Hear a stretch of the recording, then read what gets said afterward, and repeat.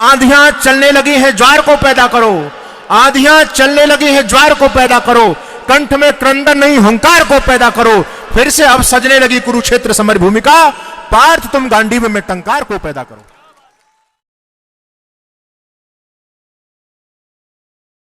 हमारी स्थिति आटे के दीपक की तरह है।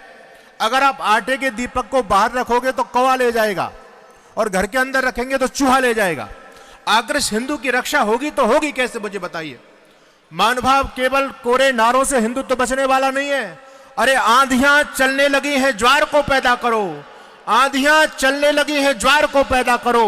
कंठ में क्रंदन नहीं, हुंकार को पैदा करो। फिर से अब सजने लगी कुरुक्षेत्र समर भूमिका। पार्थ तुम गांडीव में टंकार को पैदा करो। आज समय की आवश्यकता है। अगर हम लोग अभी भी नहीं जाग पाए तो फिर हमारा यह स्वर्णिम अवसर आने वाला नहीं है। मैं आपके बीच में निवेदन करूंगा, Iran, Afghanistan, Nepal, Bhutan, Tibet, Sri Lanka, Myanmar, Bangladesh, Cambodia, Philippines, Malaysia, Indonesia, Thailand, Vietnam, ये कभी आपके अखंड भारत के हिस्सा हुआ करते थे। आज वहां से हिंदू पूरी तरह से समाप्त हो चुका है।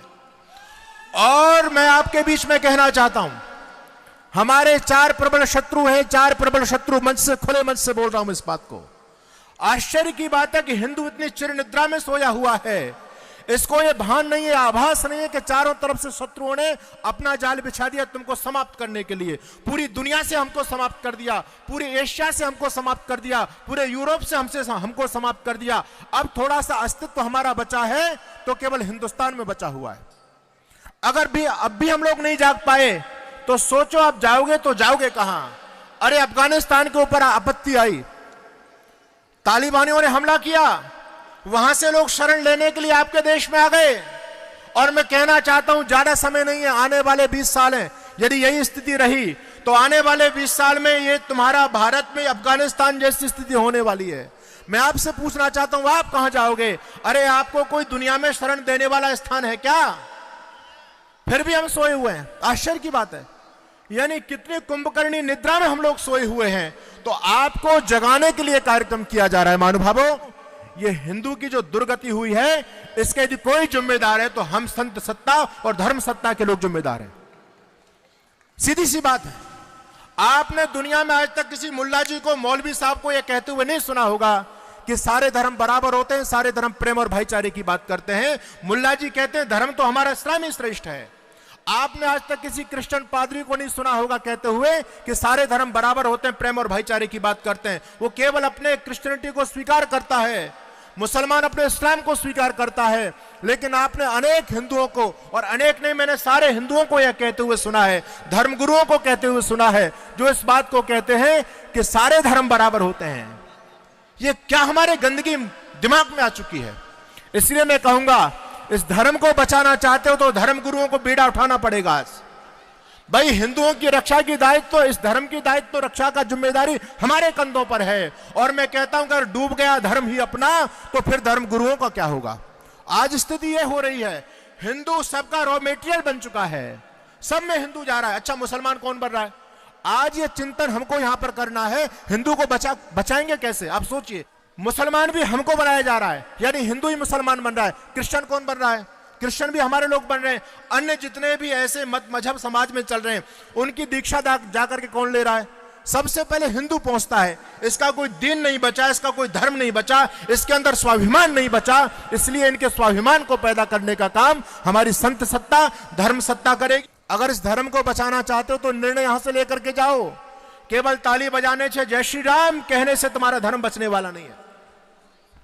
3 सूत्र में दूंगा और संक्षिप्त में चर्चा करूंगा। हालांकि ये बहुत जल्दी में ये विषय रखने वाला नहीं है। आपको ज्यादा मुझे सुनना, मेरा धर्म यूट्यूब पे चैनल है धर्म युद्ध के नाम से, आप उसको सुनिएगा। मैंने बहुत सारी चर्चा की, पूरे देश में घूमता हूं। मैं आपसे कहना चाहता हूं, यदि इस धर्म को बचाना चाहते हो तो सबसे पहले रिश्ते बचाइए आप अपने। कुछ करने से होगा, केवल जय श्री राम के नारे लगाने से धर्म बचने वाला नहीं है। आज हम ये सोचें कि सरकार कुछ करेगी, मोदी जी की सरकार आ गई।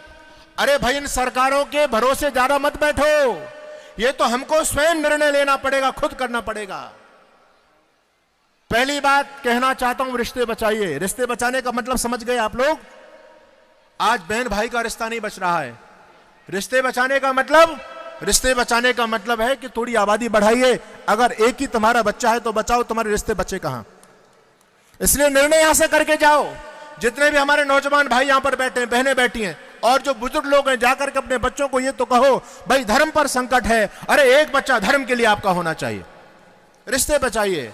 अगर एक ही बच्चा है तो ना ताऊ मिलेगा, ना चाचा मिलेगा, ना मामा मिलेगा। क्या स्थिति हमारे समाज की होने वाली है। अरे वो तो कहते हैं कि हम 5 हमारे 70 और सबके हाथ में ईंट और पत्थर। मैं ये कहता हूं कि इस हिंदू को मारने के लिए ज्यादा उनको कुछ करने की आवश्यकता नहीं, हम स्वयं मर रहे हैं। हमको सरकारों ने बहकाया, नारा दिया हम दो हमारे दो, हमने नारे को वेद मंत्र मान करके स्वीकार कर लिया। उसके बाद फिर हमको नारा दिया कि शेर का बच्चा एक ही अच्छा, हमने इस नारे को भी स्वीकार कर लिया। उसके बाद में फिर हमको नारा दिया अरे बच्चा ना बच्ची और नींद आए अच्छी। आज हम इस स्थिति तक आ चुके हैं। पूरे पुराने लोगों को देखो, तुम्हारा परिवार कितना बड़ा हुआ करता था। सभी कहते हम 10 भाई थे, 8 भाई थे। अब तुम्हारे बच्चे कितने हैं? कहते हैं जी एक ही है। हम 10 से 1 पर आ चुके हैं। और वो कहते हैं हम 5 हमारे 70 और सबके हाथ में ईंट और पत्थर।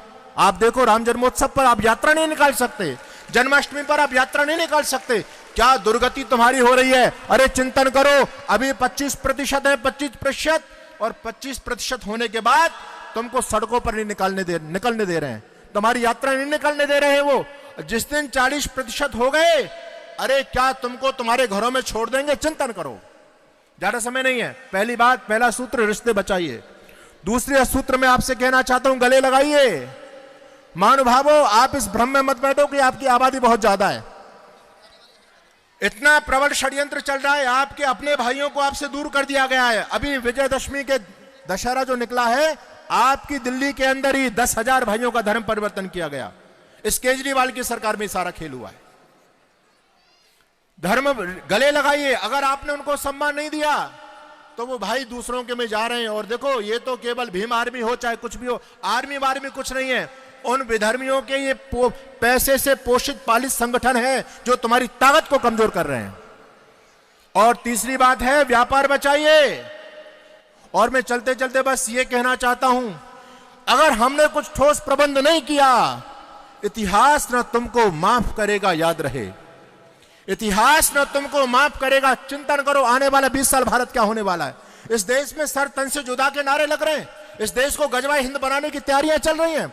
और अनेक सारे चीन की वेबसाइट पर 28 टुकड़ों में आपके राष्ट्र को बांटने की योजना बन रही है। पंजाब उसका एक उदाहरण है। इसलिए आने वाले 20 साल में हम अपने बच्चों को क्या देकर के जाना चाहते हैं? ऐसा ये गला सड़ा भारत देना चाहते हैं? विधर्मियों के हाथ में बच्चों को सौंप करके जाना चाहते हैं? इतिहास न तुमको माफ करेगा, याद रहे। अरे पीढ़ियां तुम्हारी करनी पर पछताएंगी। यदि बांध बांधने से पहले जल सूख गया तो धरती की छाती पर दरार पड़ जाएंगी। आज आवश्यकता है हम सभी मिलकर के एक ठोस निर्णय यहां से लें।